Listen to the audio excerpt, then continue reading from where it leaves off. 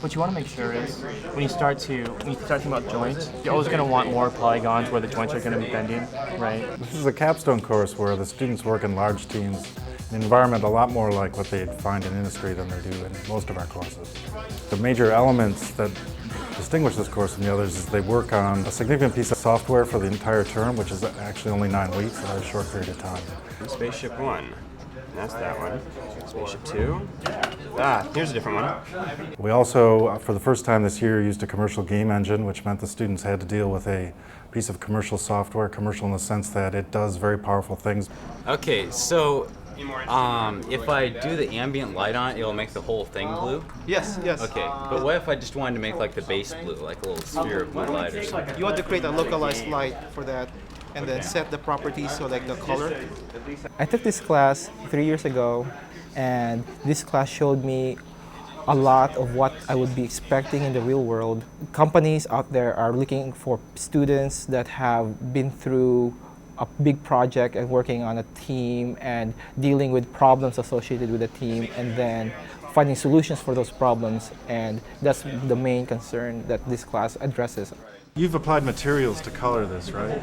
No, not yet. This year we've added students who are not computer science majors, in particular the art teams, the people building the content for the games are from Seattle area high schools. Do you know about applying bitmaps onto the? Yeah. We decided to add the art teams this year because the general experience of communicating technical ideas to people with different training and background is something we felt would be valuable. There you go. Nicely done. Our game is called Descend. It's an underwater action shoot-'em-up submarine game where multiple players can log in and go after each other with weapons from lasers and guns and torpedoes and just try to blow each other up. Shoot it one more time.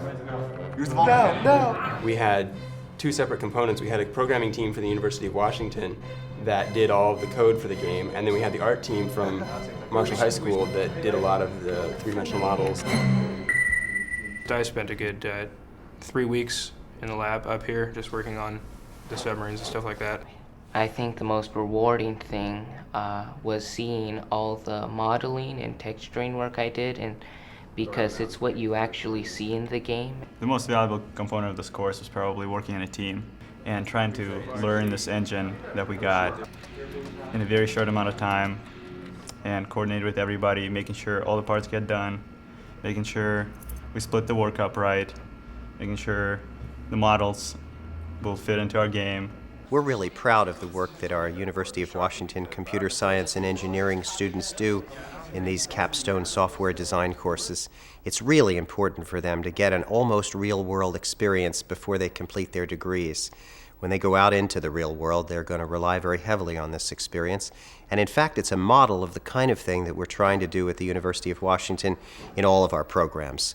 The most fun part was definitely seeing what we accomplished at the end and having this game that we enjoy playing. You get it? No. Yeah, you blew him up.